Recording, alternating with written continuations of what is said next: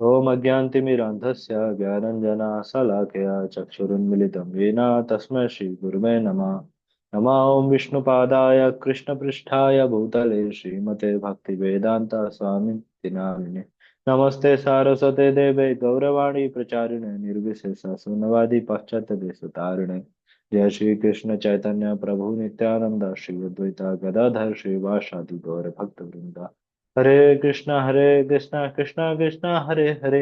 हरे राम राम राम हरे हरे।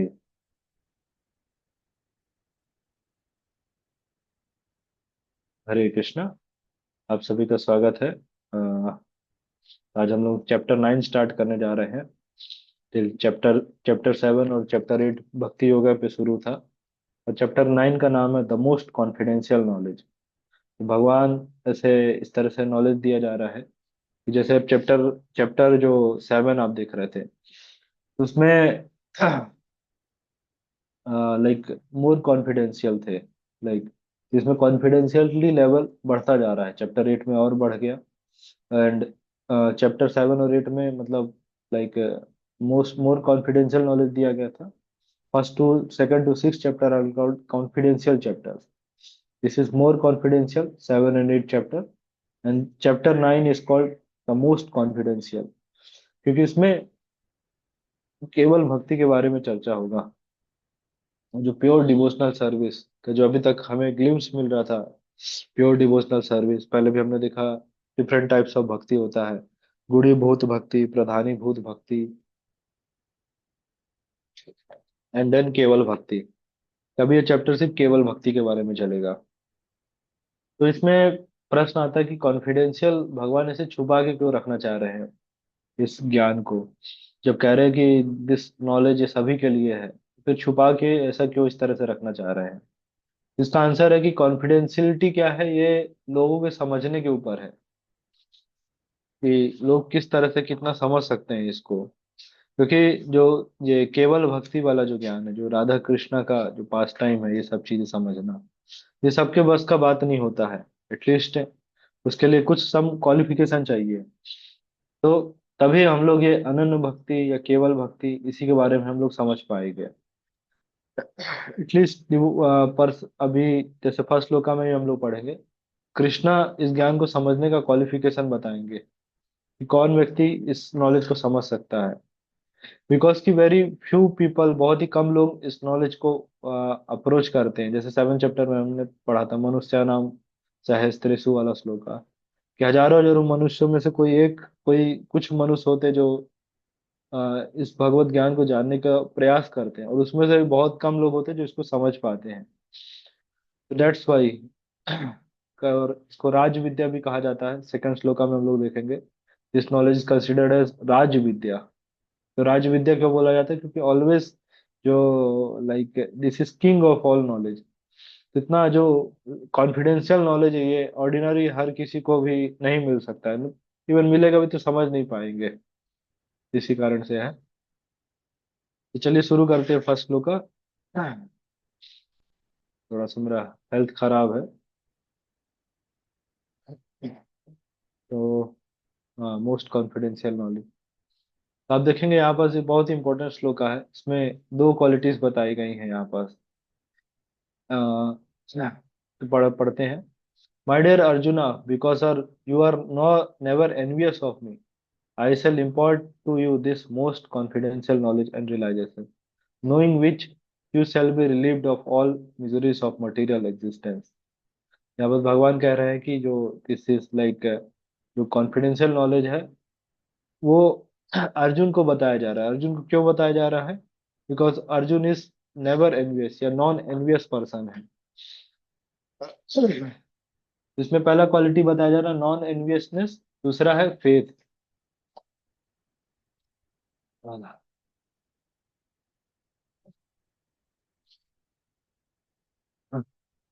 तो पहला पहले आप देखेंगे इसमें नॉन एनवियसनेस का यहाँ पास आ रहा है, यू आर नेवर एनवियस। ये मतलब भगवत गीता के ज्ञान समझने के लिए सबसे इंपॉर्टेंट क्वालिटी है। एटलीस्ट स्पिरिचुअल जो भी नॉलेज अगर समझने का प्रयास कर रहे हैं, तो इसके लिए this non enviousness is the first quality. देन इसमें दूसरा कौन सा शब्द है? दूसरा एक फेथ के बारे में बताया जा रहा है। कौन सा वर्ड आ रहा है इसके लिए, फेथ के लिए? इदम तू ते गुह्यम तवम। तो दो चीजें मतलब मेनली लगता है, नॉन इन्वेस्टनेस और फेथ होना चाहिए भगवान पे। तो नॉन इन्वेस्टनेस समझ रहे हैं, पहले हमने कई बार डिस्कस किया जेलेसी और एनवियसनेस में क्या होता है, एनवियस में क्या फर्क होता है। तो जेलेसी में क्या होता है कि हम चाहते हैं कि किसी के पास ये कुछ वस्तु है तो मेरे पास भी ऐसा होना चाहिए, दिस इज जेलेसी। लेकिन नॉन एनवियसनेस में सॉरी एनवियसनेस में होता है, कोई पर्सन अगर एनवियस है तो उसका मतलब है कि ये व्यक्ति मेरे, ये वस्तु मेरे पास नहीं है तो इसके पास भी नहीं होना चाहिए। तो दिस इज कॉल्ड एनवियसनेस। और इस ये भक्ति में सबसे बड़ा बाधा होता है भक्ति में आगे बढ़ने के लिए। तो नेक्स्ट श्लोक आप देखेंगे फिर है यहाँ बस, दिस इज, इसमें ग्लोरीफाई किया गया इस नॉलेज को। राज विद्या राजगुह्यम पवित्रम इदम उत्तमम प्रत्यक्षा अवगमम धर्मयम सुसुखम कर्तुम अव्ययम। या बस इस नॉलेज को बताया गया, सबसे पहले बताया जा रहा है दिस इज राज विद्या। तो राज विद्या का मतलब the king of all knowledge, राजगुह्यम this is top secret, king of all secrets. फिर देन पवित्रम इदम, प्योरेस्ट ऑफ ऑल, जितना मटेरियल कंटामिनेशन है सब कुछ निकल खत्म हो जाता है इससे। उत्तमम, टॉप मोस्ट नॉलेज। उत्तम शब्द का ट्रांसलेशन करते तम, तम मतलब होता है अंधकार, और उत्तम मतलब हो जाता है जो अंधकार से ऊपर है, मतलब फ्री फ्रॉम इग्नोरेंस और डार्कनेस। देन प्रत्यक्षा, प्रत्यक्षा अवगमम, that means direct experience of the self by realisation. जो भक्ति हम करते हैं तो उसमें कई सारे जैसे प्रोसेस हैं, उसमें मैच्योरिटी आने पे हम लोग को रियलाइजेशन होगा। लेकिन अगर भक्ति कर रहे हैं तो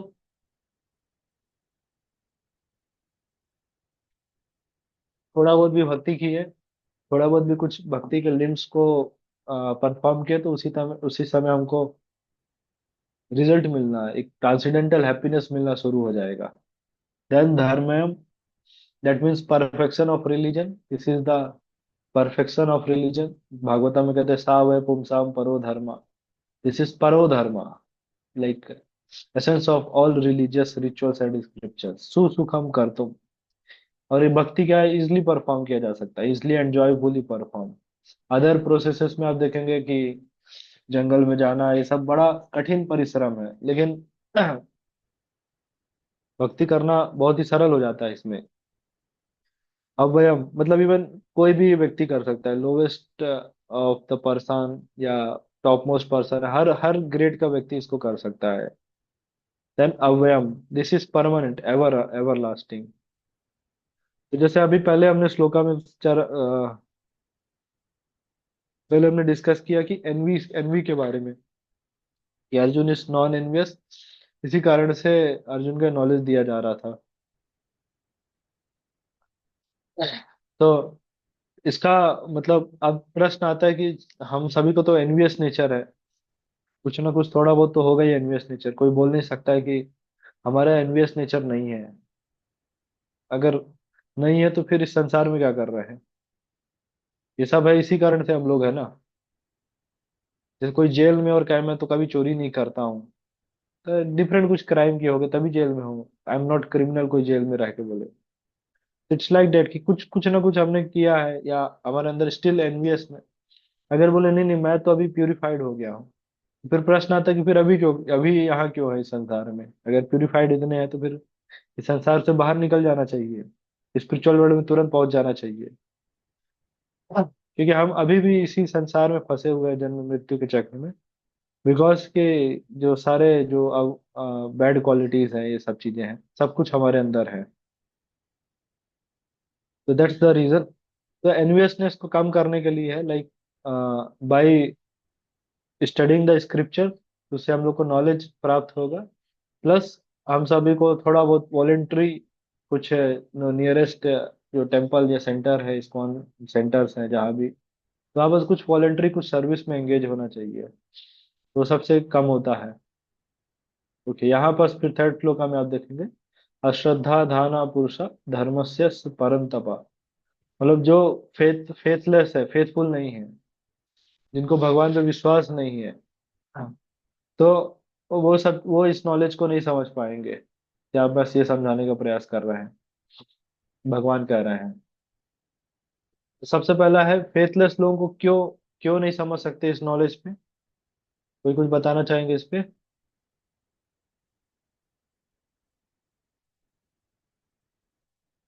किसी का कुछ व्यू?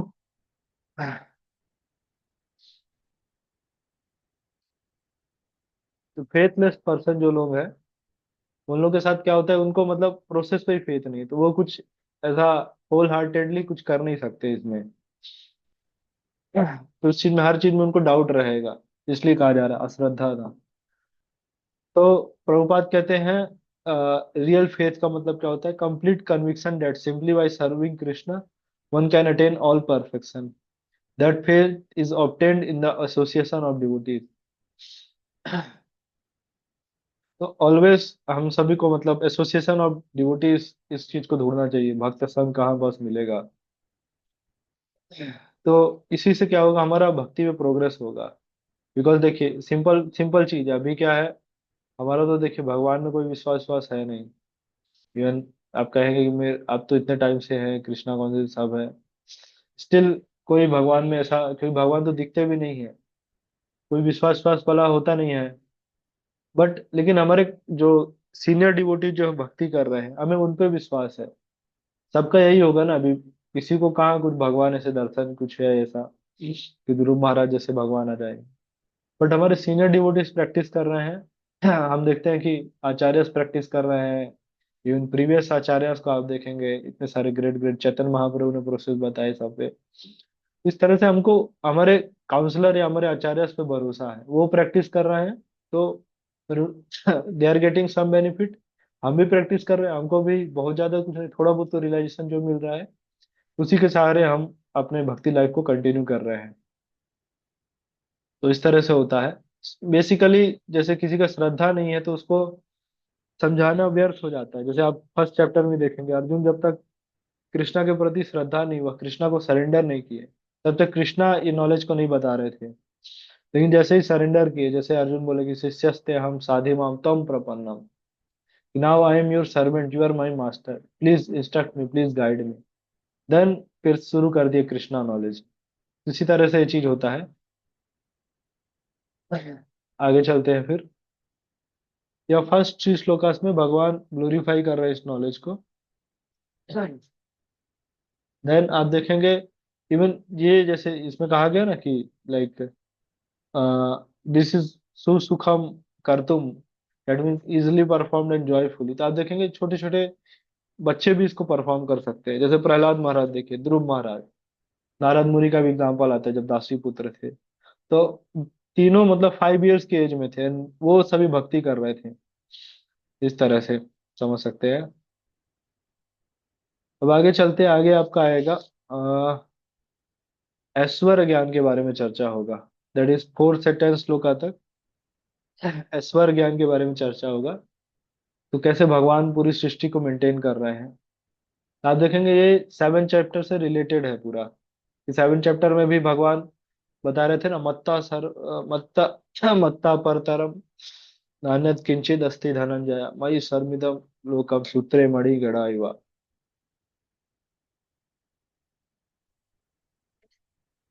जैसे नेकलेस में ये स्ट्रिंग नहीं दिखता है, लेकिन स्ट्रिंग नहीं दिखता है, लेकिन फिर भी पूरे जो पर्ल्स है, जो बीट्स हैं, इसके दाने हैं, वो सब एक दूसरे से कनेक्टेड रहते हैं। उसी तरह से जो ये भगवत गीता का जो नॉलेज, सॉरी, जो संसार है, संसार में क्या है, हमें भगवान नहीं दिखते, लेकिन स्टिल पूरा भगवान, पूरा संसार भगवान के ही इस हिसाब से चलता है। तो वही सेम चीज यहाँ पर भगवान रिपीट कर रहे हैं। ये पूरा मतलब आप देखेंगे ना 7 चैप्टर, आप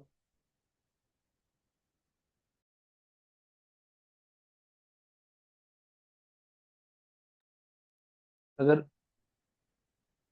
अगर 7 चैप्टर जाके अगर आप वापस से पढ़ेंगे, रीड करेंगे, तो आपको लगेगा काफी सारा चीजें सिमिलरिटीज है। तो इट्स लाइक 7 चैप्टर रिपीट हो रहा है, लेकिन और डीपर सेंस में। इस तरह से भगवान यहाँ पास कह रहे हैं, जो अभी हमने पढ़ा कि like This entire universe is me in my unmanifested form. This entire universe is pervaded. All beings are in me. I am not in them. Like that. Next shloka में आप देखेंगे कह रहे हैं कि मैं किसी में नहीं हूँ yet Krishna is not in everything.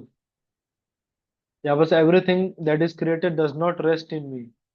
Behold my mystic opulence. Although I am the maintainer of all living entities, and although I am everywhere, I am not part of this cosmic manifestation. For myself is the very source of creation. भगवान सब कुछ कर रहे हैं लेकिन भगवान का yet भगवान अलग भी है। कितना मतलब आश्चर्य वाली चीज है ना।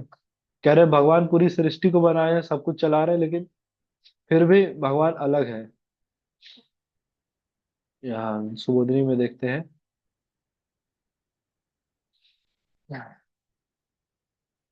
फिर आगे देखेंगे यहाँ पर एग्जांपल दे रहे हैं just as wind blowing everywhere rest always in the sky all created beings rest in me. तो इसको कैसे समझ सकते हैं कि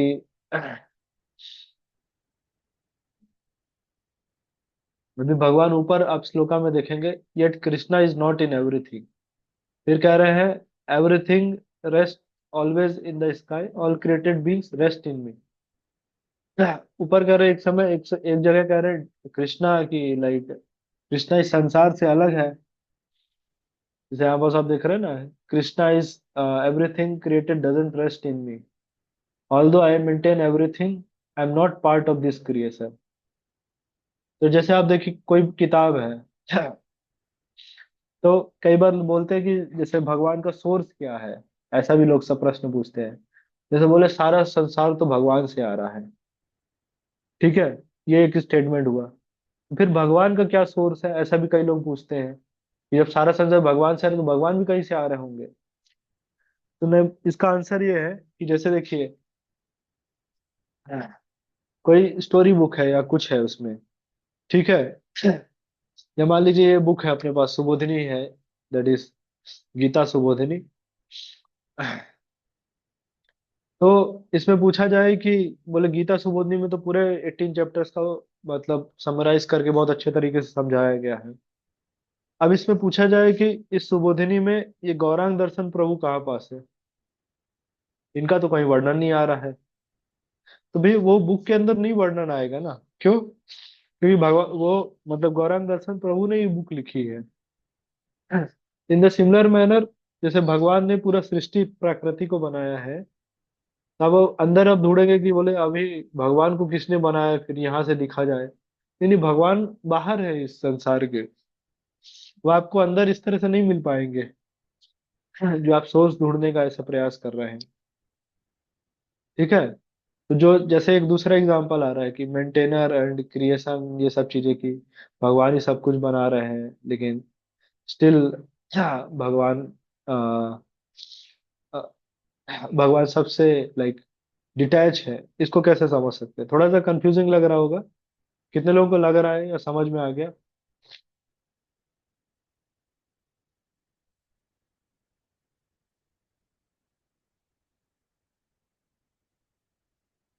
किसी को हुआ क्लियर चैट पे लिख सकते हैं या कैसा फील कर रहे हैं स्टेटमेंट पढ़ के अकॉर्डिंगली फिर हम आगे समझने का प्रयास करेंगे।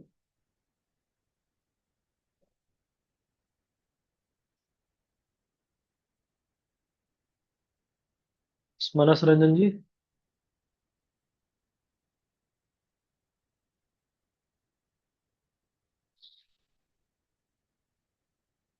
ओके ठीक है शायद हम प्रयास करते हैं समझाने का। जैसे यहाँ पर आप देखेंगे Krishna said in 9.4 that everything is resting on him. He is the maintainer.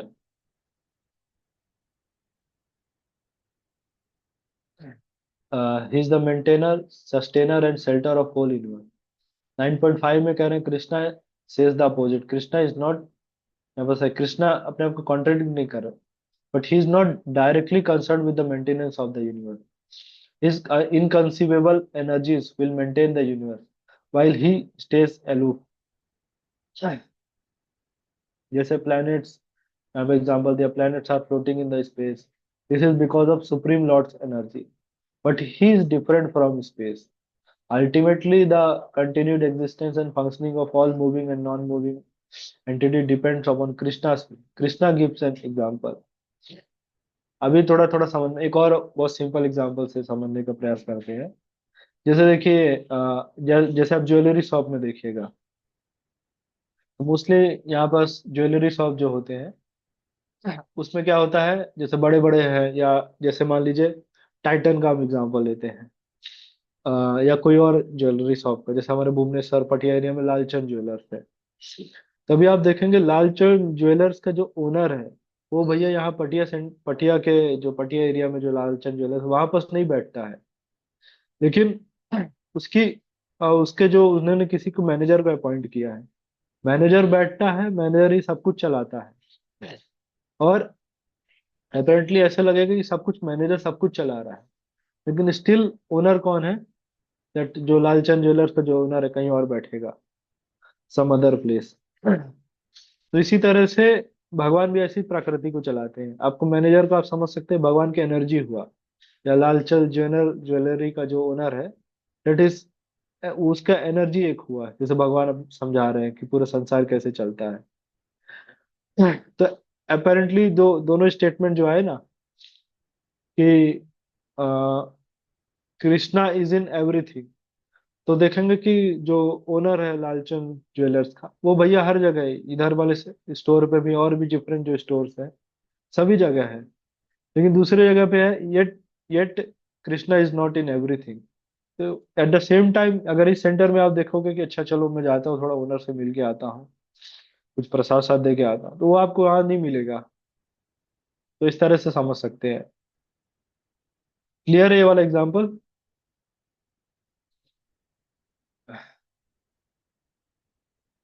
Chat पे बता सकते हैं क्लियर है, फिर हम लोग आगे चलते हैं, क्योंकि ये थोड़ा सा डिफिकल्ट कॉन्सेप्ट है। यस, होपफुली क्लियर होगा। कैसे भगवान चला रहे हैं? ओके, मतलब भगवान स्वयं नहीं चलाते, अपने एनर्जीज के थ्रू चलाते हैं। तो आपको इसमें से एक मैनेजमेंट प्रिंसिपल भी आपको मिल सकता है। जो लोग खासकर लाइक कॉर्पोरेट में होंगे, टीम मैनेजमेंट करते होंगे, तो उन लोग के लिए मैनेजमेंट प्रिंसिपल है ये, कि अपने लाइक तीन चार लोगों को, या जितने भी लोग हैं ना, कुछ लोगों को हायर करके, कुछ ऐसे ट्रस्टेड लोगों को ऐसे रख के अपने अंडर में, और उनके थ्रू जब सिस्टम ऐसे चलाया जाता है, तो इस तरह से मतलब एक्सपांशन होता है टीम का। इस तरह से भी भगवान से हम ये भगवत गीता से लेसन सीख सकते हैं, कि लाइक भगवान कैसे मैनेजमेंट करते हैं, और भगवान का भी डिस्टर्ब नहीं होते हैं इसमें। आराम से भगवान, आप देखते हैं ना फोटो में आता है कि भगवान क्षीर सागर में आराम से सोते रहते हैं। कभी कुछ समस्या कुछ हो गया, देवता लोग जाके कह रहे हैं, पुरुष सूक्त गा रहे हैं, तो फिर भगवान आके थोड़ा बहुत प्रॉब्लम उनका जो सॉल्व किए, फिर वापस चलेगा विश्राम करने के लिए। इस तरह से आप देखेंगे कैसे मैनेजमेंट स्ट्रीमलाइन हो जाता है, और कैसे बड़ा बड़ा टीम भी ऐसे ही मैनेज किया जाता है।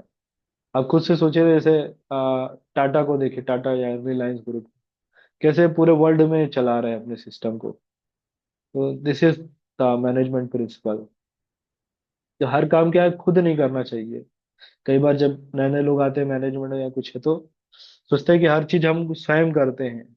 जैसे आप एक और एग्जांपल से देख सकते हैं, जैसे चाणक्य और चंद्रगुप्त का कई बार एग्जांपल आता है, कि देखिए चाणक्य स्वयं क्यों राजा नहीं बन गए। कितने लोगों को लगता है कि चाणक्य को स्वयं राजा बन जाना चाहिए था। चंद्रगुप्त को क्यों लेके आए कि चाणक्य राजा बनाए चंद्रगुप्त को, और स्वयं क्यों बैकग्राउंड में रहे? क्या लगता है आप लोगों को?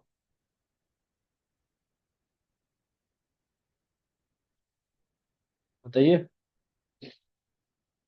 चैट पे लिख सकते हैं। आंसर ये है कि देखिए, चाणक्य एंड चंद्रगुप्त ऑल्दो ऐसा लग रहा है कि राजा मतलब किंग है, बट चंद्रगुप्त इज मैनेजर। क्योंकि होता क्या है कि जब व्यक्ति मैनेजमेंट में इन्वॉल्व हो जाता है ना, तो उसका क्या है, इतने सारी चीजों में वो एंगेज रहेगा, उसका दिमाग बंद हो जाता है, वो सोच नहीं पाता है कुछ अलग, कुछ क्रिएटिव, कुछ अलग एक्सपांशन के बारे में, प्रोडक्टिविटी के बारे में, ये सब चीजें सोच नहीं पाता है। इस कारण से जैसे अगर चाणक्य खुद राजा बने थे, खुद यही सब चीजें करते, खुद ही सब कुछ चला रहे हैं, तो आगे का जो है, लाइक जनरेशन आगे कैसे चलेगा, एक्सपांशन कैसे करना है मौर्यन एम्पायर का, ये सब चीजें सोच नहीं पाते। इस कारण से चाणक्य एक क्वालिफाइड मैनेजर को लाए, दैट इज चंद्रगुप्त। इसका नाम था राजा चंद्रगुप्त, और उसको सत्ता पे बैठा दिए। अभी वो पूरा सब कुछ चला रहा है, लेकिन गाइडेंस किसका रहता था? चाणक्य का। तो इसी तरह से, इस तरह से समझ सकते हैं लीडर एंड मैनेजर में डिफरेंस। फिर आगे चलते हैं हम लोग। तो creation and destruction of this world by Krishna and energy. तो आप देखेंगे यहाँ पास दैट इज, हाँ, कौन सा है, हाँ, 7-7 पीरियोडिक क्रिएशन और डिस्ट्रक्शन चलता रहता है कि यहाँ पास आ रहा है, at the end of millennium all material manifestations enter into my nature, and the beginning of another millennium by my potency I create them again। तो जैसे हमने ब्रह्मा जी का टाइमलाइन देखा था कि जब ब्रह्मा जी सोने चले जाते हैं तो सब कुछ डिस्ट्रक्शन सब हो जाता है, तो वही चीज यहाँ पर भी समझा रहे हैं। तो भगवान की इच्छा से ही ये संसार अगेन अगेन मैनिफेस्ट होता है, फिर एनिहिलेट मतलब विनाश भी हो जाता है इसका। फिर आगे आप देखेंगे, लाइक, फिर भी भगवान कह रहे हैं कि I am ever detach from all this material activities, seated as through neutral. जितना सब कुछ काम जो भी संसार में हो रहा है, इससे सबसे मैं अलग रहता हूँ, एबोव हूँ। अगेन जैसे बुक है, बुक के एग्जांपल से है कि बोले बुक के अंदर अगर हम ऑथर को ढूंढेंगे तो नहीं मिलेंगे, क्योंकि ऑथर बुक के बाहर है। हाँ, इसी तरह समझ सकते हैं। प्लस एक और एग्जांपल समझ सकते हैं कि जैसे अ, जैसे संसार के जो नियम ये सब कुछ है, जैसे मान लीजिए ट्रैफिक लाइट है, ट्रैफिक लाइट में सभी गाड़ी को रुकना पड़ता है, ठीक है, लेकिन एरोप्लेन ऊपर से जा रहा है तो वो ट्रैफिक लाइट देख के नहीं रुकेगा। द सिमिलर मैनर भगवान ऐसे ही, लाइक, जो भी संसार का जो कुछ काम है वो सब से विरक्त है, उससे डिटैच रहते हैं, और उनसे उनको कोई भी जितना भी संसार के जो नियम है ये सब चीजें उनको बांध नहीं सकते हैं। कई बार आता है, इसका एग्जाम्पल दिया जाता है बाली का, बाली और सुग्रीव वाला हम समझते हैं, कि बाली को भगवान राम ने ऐसे छुप के तीर मारा था, इसी कारण से बाद में जो हंटर का तीर कृष्णा को लगा, इस तरह से ऐसे हम लोग सुनते हैं। बट करेक्ट इज कि ये सब चीजें भगवान पे अप्लाई नहीं होता है। अब शास्त्रों में देखें तो ऐसा कुछ इस तरह का कुछ सिनेरियो मेंशन नहीं है, ये सब चीजें टीवी सीरियल से आ गया।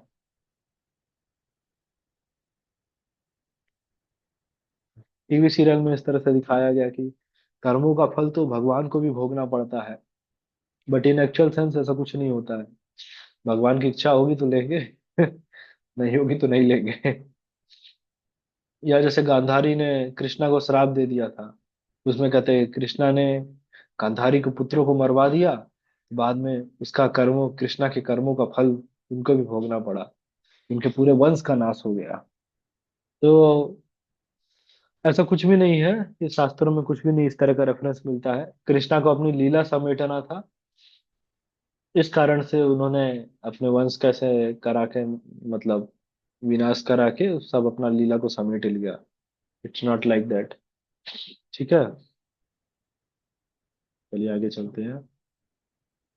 माया दक्षिण प्राकृति सुवते साचर आचरम, हेतु आनेन कौन्तेय जगत विप- विपरिवर्तते। तो भगवान कह रहे हैं माया दक्षिण प्राकृति, पूरा संसार मेरे डायरेक्शन, मेरे इशारों पे ही चलता है।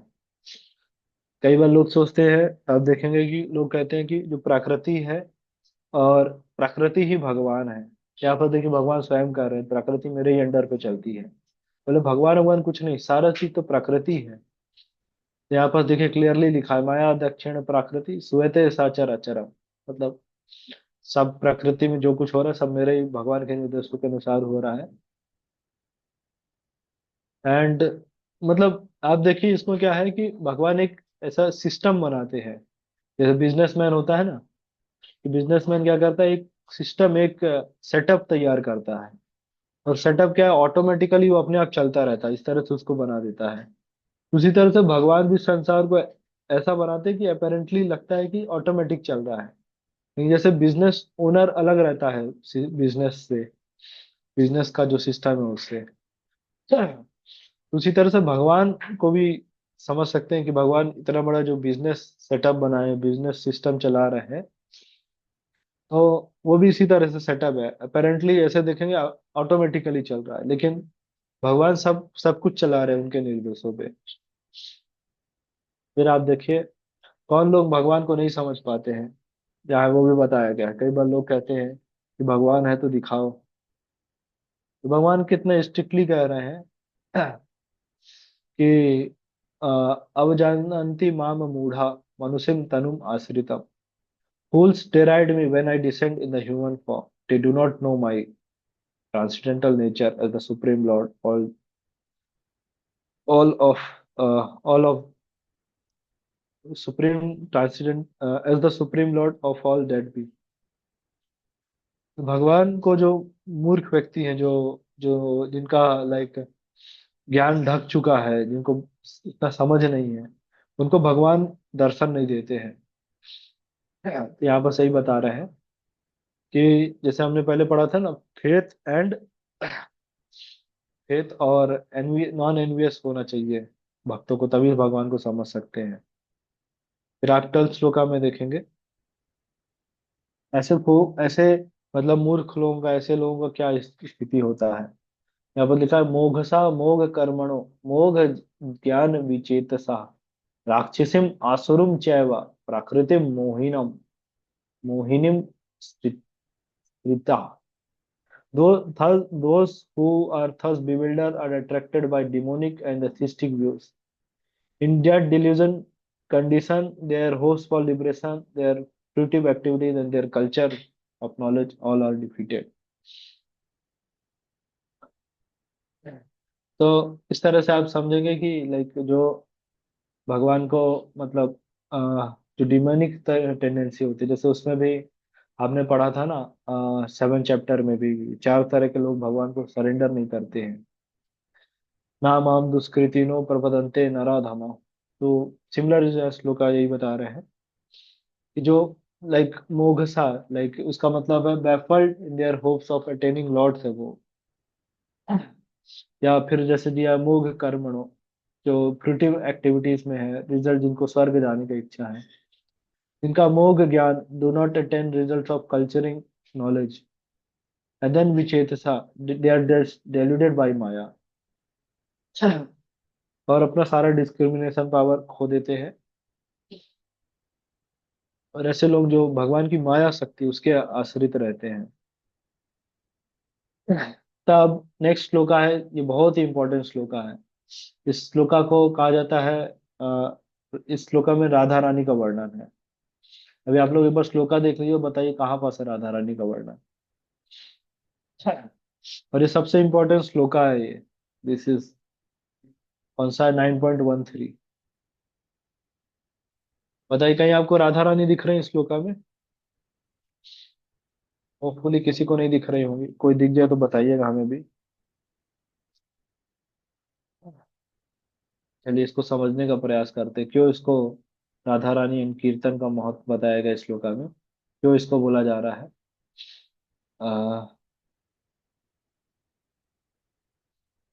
व्हाइट बोर्ड में देखते हैं।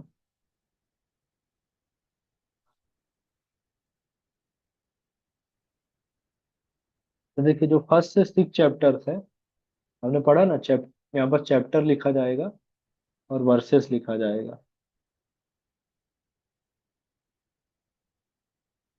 चैप्टर 1, 2, 3, 4, 5 और 6। तो चैप्टर 1 में बताया जा रहा है दैट इज 46 वर्सेज है। चैप्टर 2 में 72, चैप्टर 3 में 43, 4 में 42, फिफ्थ में 29 एंड 6 में 47। टोटल मिला के यहाँ पास होते हैं 279। इसको बोलते हैं कर्म योगा। के वाई लिख दे रहा है, ठीक है। अब बीच का जो चैप्टर है दैट इज चैप्टर 7, 8, 9, 10, 11 एंड 12। तो इसमें आप देखेंगे जैसे 7 में 30 श्लोकास थे, 8 में 28, 34, एंड देन 42 10 चैप्टर में आगे आएगा जो 55 एंड 20, दैट इज 12 चैप्टर में। और 13 चैप्टर से आप देखेंगे 13, 14, 16, 18। इसमें आपको आ जाते हैं 35 श्लोकास, 27, 20, 24, 28 और 78। आप देखेंगे सबसे बड़ा जो चैप्टर है दैट इज कौन सा है, अपना लास्ट चैप्टर है, 18 चैप्टर। ठीक है, सबसे बड़ा चैप्टर है। उसके बाद सेकंड सबसे बड़ा चैप्टर है इज चैप्टर सेकंड। तो ज्ञान योग यहाँ पर शुरू हो रहा है जो 13 से 18 तक है, दैट इज ज्ञान योग।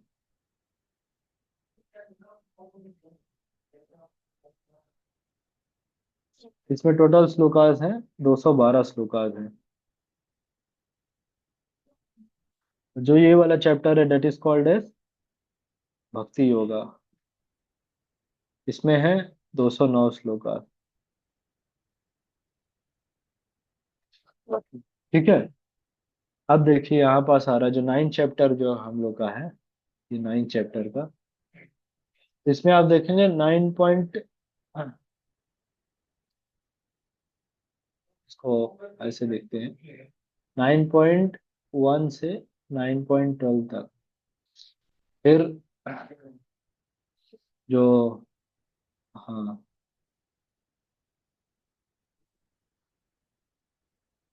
13 और 14 यहाँ पास आएगा बीच के श्लोक का।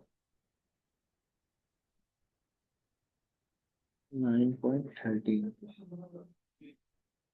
9 पॉइंट क्या हो जाएगा, 15, ओके, 15 से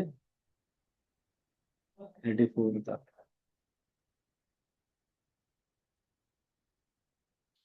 ठीक है, तो आप देखेंगे यहाँ पास तक जो चला आ रहा है ना, तो छोटा कर लेते हैं, मतलब यहाँ तक जो चला आ रहा है ये हो जाता है 349 श्लोकास। ठीक है,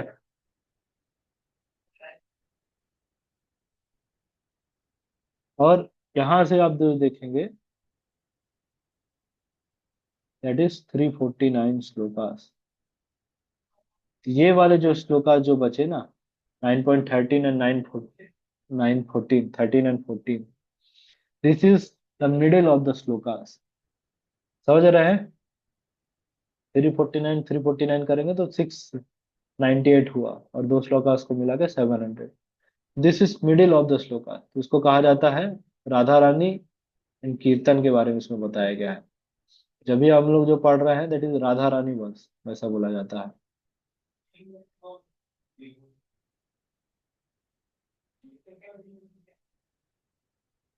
एंड प्लस कीर्तन के बारे में बताया गया जो 14 श्लोका में है। ठीक है, जो लोग कहते हैं ना कि भगवत गीता में तो राधा रानी का नाम नहीं आता, उनको दिखा दीजिएगा, देखिए। चलिए, ठीक है, ये वाला आपको मिल जाएगा, ये निखिल प्रो शेयर कर देंगे, एक बार देख लीजिए जस्ट कैसे कैलकुलेशन है।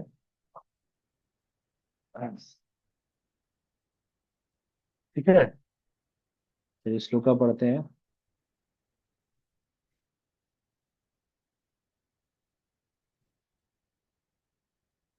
देखिए, महात्मानस्तु पार्थ मां पार्था दैवीं प्रकृतिम आश्रितम्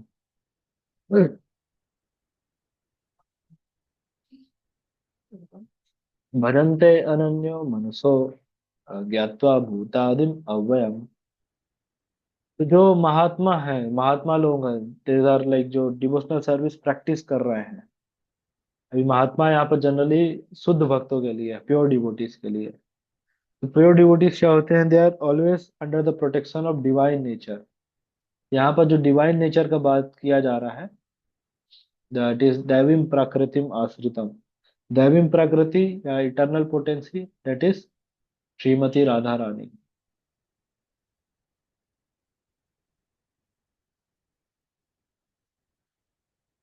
जो डिवोटीज भगवान के लाइक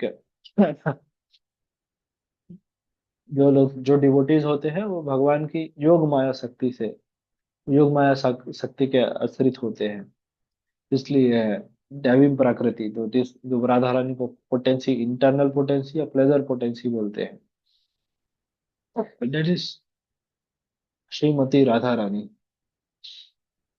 ठीक है।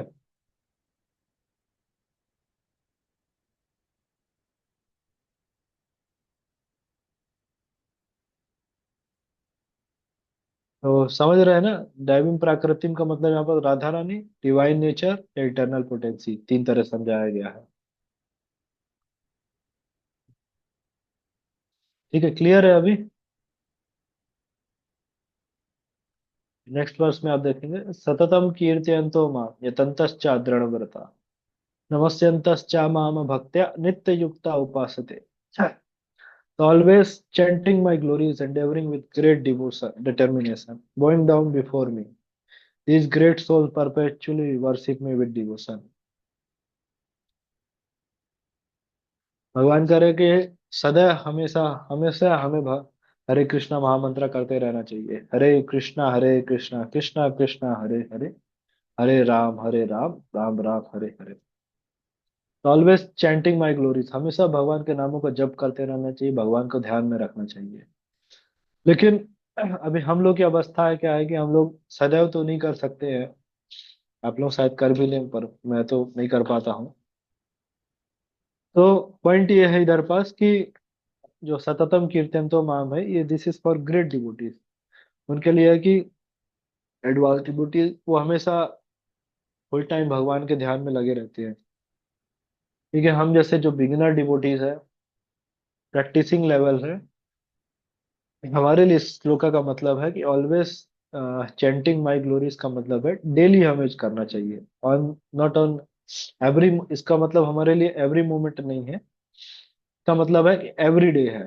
जैसे ऑलवेज चैंटिंग माई ग्लोरीज है ना, इसका एक मतलब निकल रहा है कि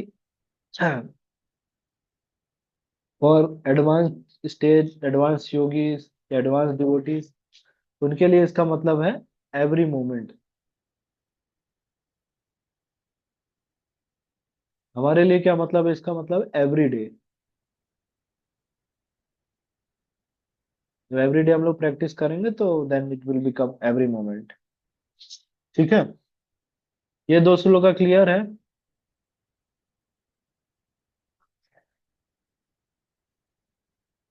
चैट पे बता सकते हैं।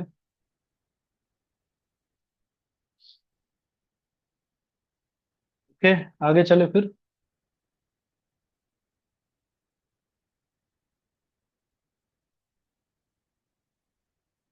डाउट है तो बताइएगा।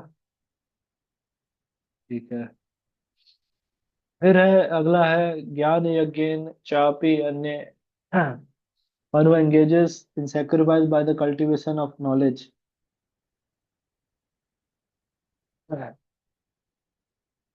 तो यहाँ पर basically three types of worshipper, भगवान के तीन तरह के वर्शिपर्स का नाम बताया जा रहा है।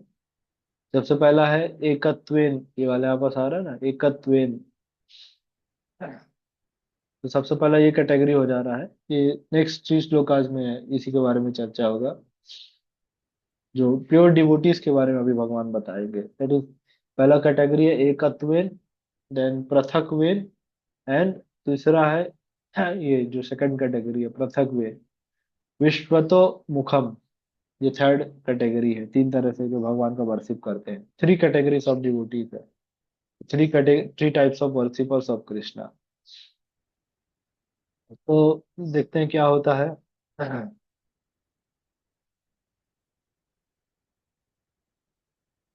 हाँ, ये देखिए, एकत्वेन यहाँ पास है, जिसका मतलब है जो भगवान, they worship me in oneness thinking themselves as God. फिर आगे दिया देखिए, ये 12 चैप्टर में इसका इसको काफी एलोबरेट किया जाएगा। देन पृथक वेद, जो भगवान को दे वर्शिप में इन डाइवर्सिटी, डेमीगॉड रूप में या देवी देवताओं के रूप में जो वर्शिप करते हैं, because demigods are also the expansion of lord, इसके बारे में चर्चा करेंगे। एंड देन विश्वतो मुखम, दैट इज विश्व रूप उपासना। तो इसका मतलब जो भगवान का यूनिवर्सल फॉर्म है उसके बारे में जो चर्चा करेंगे उसके लिए है। तो सबसे पहले देखिए यहाँ पर 16 से 19 श्लोका तक विश्वरूप फॉर्म के बारे में वर्णन है। फिर 11 चैप्टर में जो यूनिवर्सल फॉर्म है उसको अच्छे से भगवान समझाएंगे। अब आगे देख लीजिए आगे क्या चलेगा। 19 तक जैसे हो गया विश्वरूप का वर्णन होगा। फिर डेमिगॉड वर्शिप के बारे में शुरू करेंगे भगवान। फिर 12 चैप्टर में वापस से ये एकत्वेन जो है, जो वर्शिप में इन वननेस, जो मतलब भगवान में लीन होने के बाद जो करते हैं, भगवान के साथ भगवान में मिल जाते हैं, लीन हो जाते हैं, तो उसका चर्चा करेंगे। जैसे विश्व रूप उपासना में है, कृष्णा को मल्टीपल चीजों से बताया गया है।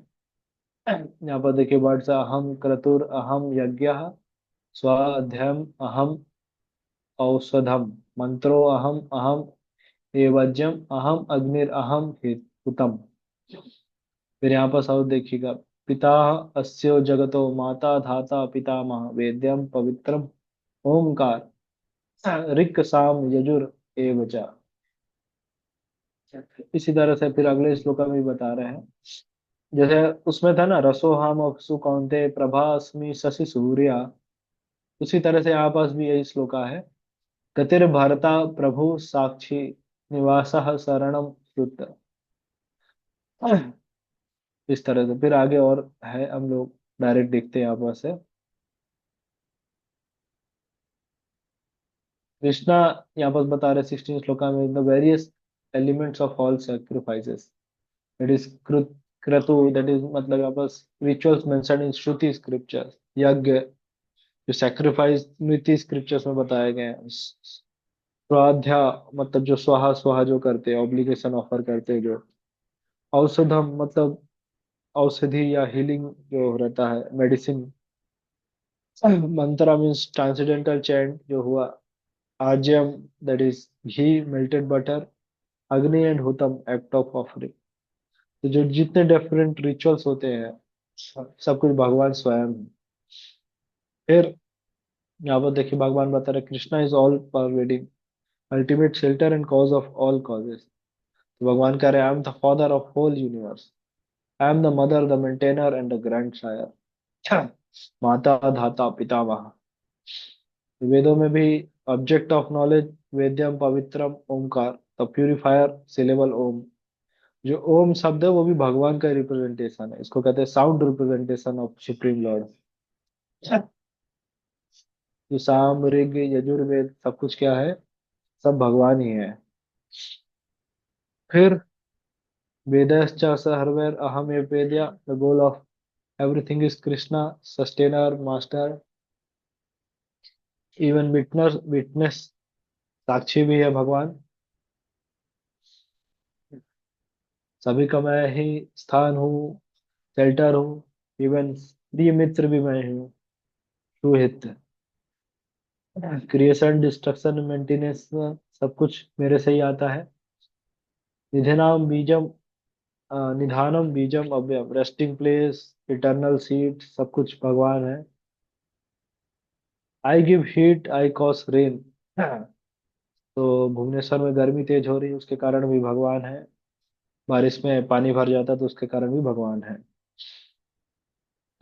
फिर देखिए वर्षा भी भगवान दे रहे हैं, आगे यही कह रहे हैं, I M immortality and also death, सब कुछ भगवान ही चला रहे हैं। स्पिरिट एंड मैटर सब कुछ भगवान ही है, तो इस तरह से समझ लीजिएगा।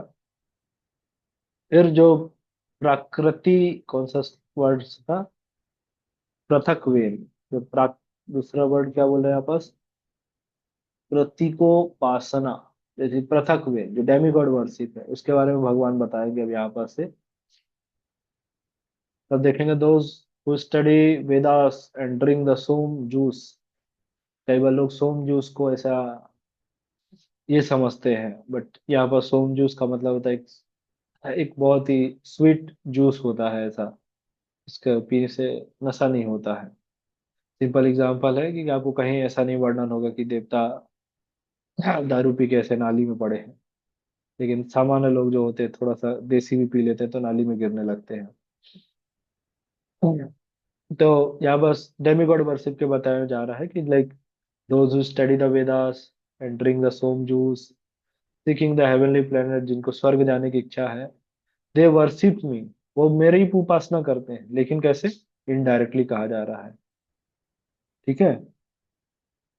त्रि विद्या माम सोमपाह पूत पाप यज्ञैर इष्ट्वा स्वर गतिम प्रार्थयन्ते ते पुण्यम आद्य सुरेंद्र लोकम असनंति दिव्यम दिव्य देव भोगान। यहाँ पर आगे क्या है? Purified of sinful reaction they take birth on the pious heavenly planets of Indra where they enjoy godly delights. ठीक है। समझ पा रहे हैं चीजें? इट्स लाइक कि जैसे मान लीजिए किसी के पास कुछ ने यहाँ पर आईटी कंपनी में जॉब कर रहा है, कोई उसका कुछ बिजनेस है, उसे काफी ऐसे मोटा पैसा उसने बनाया। अब वो मोटे पैसे से उसका भोग करने की इच्छा है, तो भोग करने के लिए वो ताज होटल चला गया। ताज होटल इस स्वर्ग ही जैसा ही लगेगा ना, मुंबई का ताज होटल गया तो स्वर्ग जैसा ही लगेगा। मान लीजिए ताज होटल का एक दिन का किराया 1 लाख रुपए है, और वो उधर पास 5 दिन रुका। 5 दिन बाद क्या होगा? उसका सारा पैसा खत्म हो जाएगा। 5 दिन बाद जब पैसा खत्म हो जाए तो क्या होगा? उसको वापस से वहां से भगा दिया जाएगा, बोले जाओ वापस जाओ भुवनेश्वर। तो स्वर्ग इज लाइक दैट, कि स्वर्ग जाना भी इतना मतलब शास्त्रों में ऐसा बताया नहीं जाता कि भगवान फर्दर श्लोकास में यही चीज एक्सप्लेन करेंगे कि स्वर्ग जाके भी क्या होगा। स्वर्ग गया व्यक्ति, वहां पास एंजॉय खूब एंजॉय एंजॉय किया, लेकिन जब उसके पास जो पुण्य है, जो जैसे जो लाइक पायस एक्टिविटी करके जो पुण्य जनरेट होता है, उसी की हेल्प से स्वर्ग जाते हैं। ऐसे पायस करेंसी जैसे समझ लीजिए। तो जब वो खत्म हो जाएंगे, उसके पुण्य कर्म खत्म हो जाएंगे, तो वापस से उसको इसी मृत्यु लोक में आना पड़ेगा। ठीक है। तो इस तरह से ऐसा होता है स्वर्ग का कॉन्सेप्ट। फिर आप देखिएगा नेक्स्ट श्लोका में बता रहे हैं कि when they have thus enjoyed vast heavenly sense pleasure, इंद्रिय सुख एंजॉय करेंगे। अभी स्वर्ग में आप देखेंगे ना, ऐसा होता है कि मतलब एज एज किसी का नहीं होता है स्वर्ग में। बहुत मतलब एज किसी का नहीं होता, इसका मतलब कि बहुत लंबा एज होता है, लॉन्ग ड्यूरेशन होता है। तो बहुत एंजॉयमेंट उधर रहता है। ठीक है। प्लस ऐसा नहीं होता है स्वर्ग में, ऐसा पेट वेट साफ करने का चिंता नहीं होता है। खा रहे हैं, अगर लोग ज्यादा खा ले तो भैया फ्रेश होने का चिंता हो जाता है कि नेचर कॉल लग जाएगा। तो वहां ये सब टेंशन नहीं होता है, खाते जाओ बस। फिर यहाँ पर देखिए, यहाँ पर लिखा है क्षीणे पुण्य मर्तलोकम विशन्ति, जैसे results of their pious activities are exhausted, they return to this mortal planet again.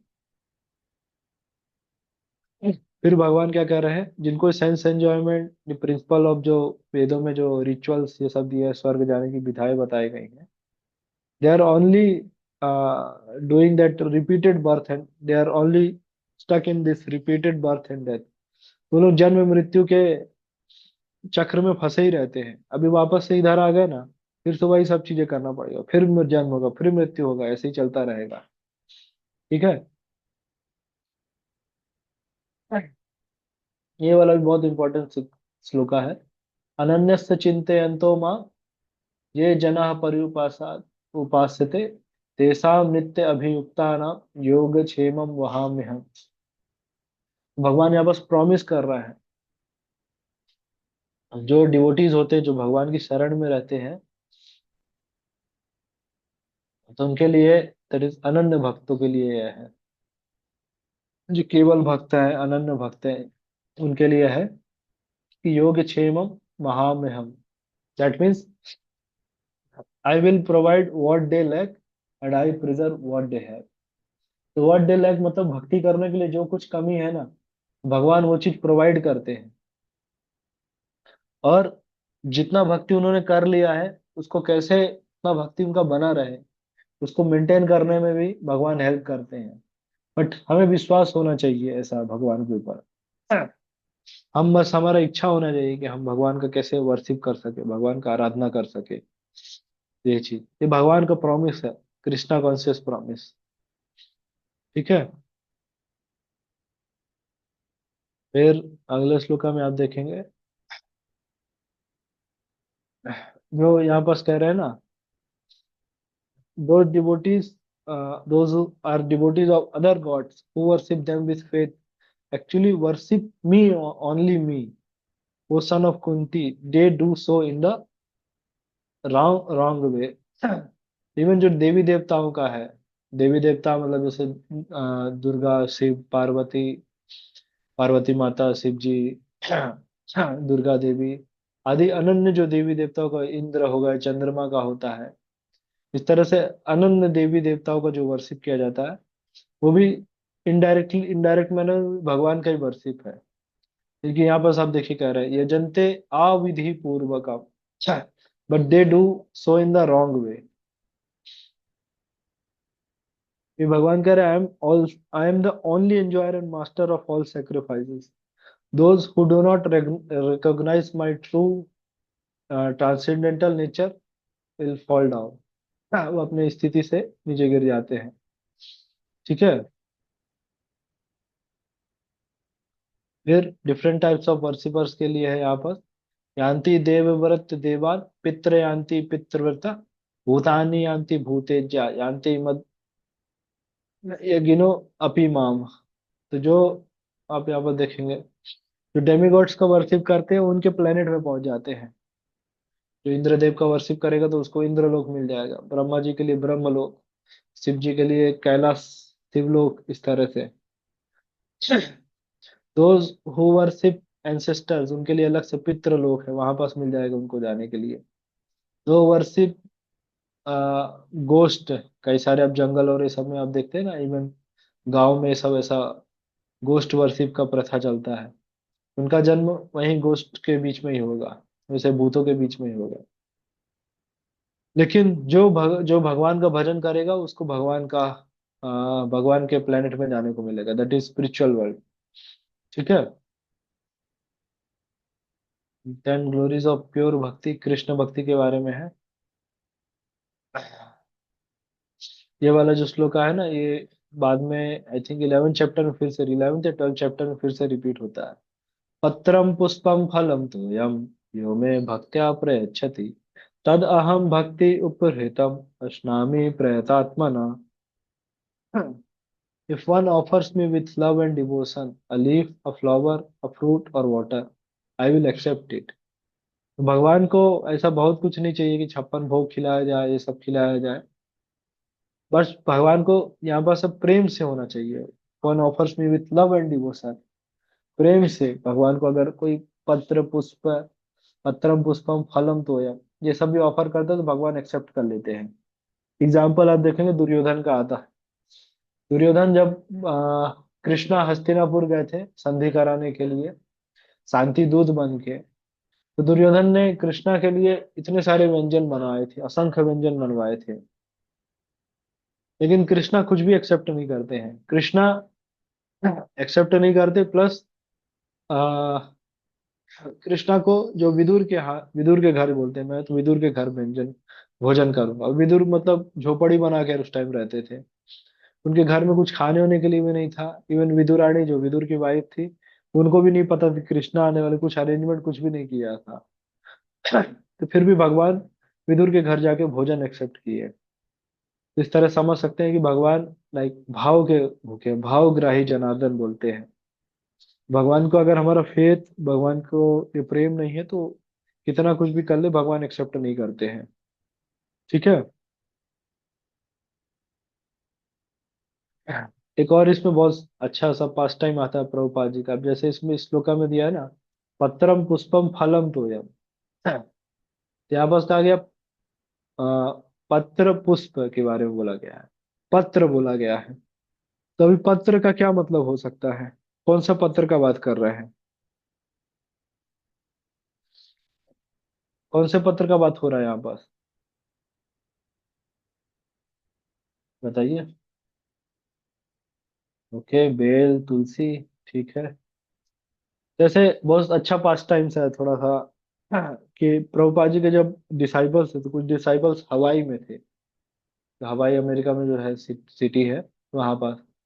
तो उन लोगों का क्या था, उन लोगों ने जब श्लोका पढ़ा, पत्रम पुष्पम फलम तो मतलब भगवान को पत्र ऑफर कर सकते हैं। तभी जब अमेरिकन लोग थे, उनको भैया अभी पत्र कौन सा पत्र है ये सब का ज्ञान नहीं था।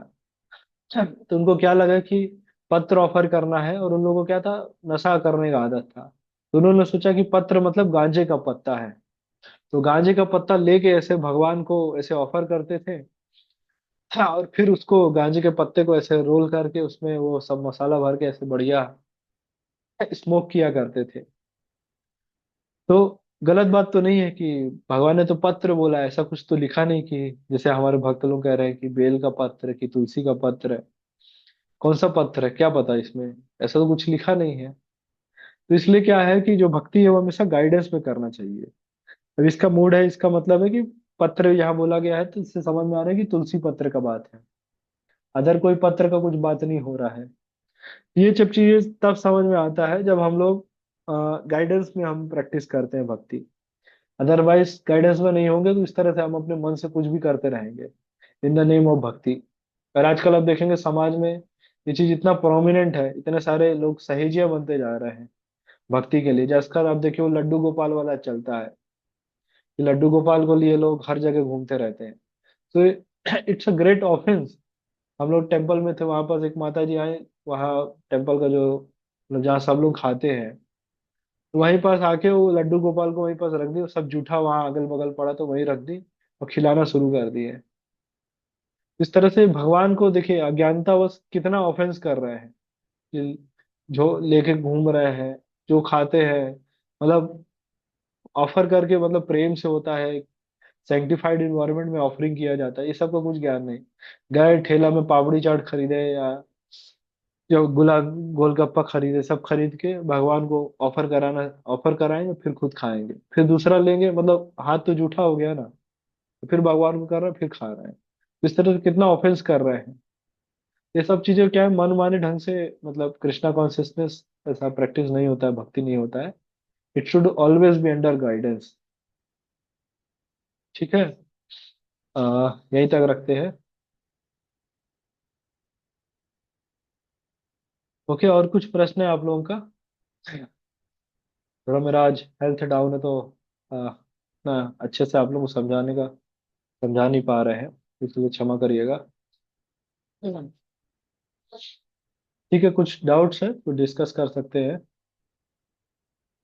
एक्चुअल में कल से हमें फीवर आ गया, तो आज भी फीवर था, तो बट क्लास करना जरूरी था, तो इसलिए।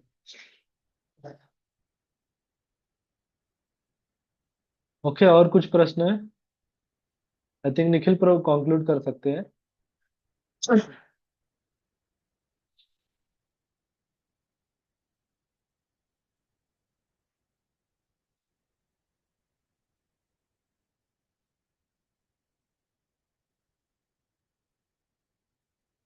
Nikhil pro, I think we can conclude.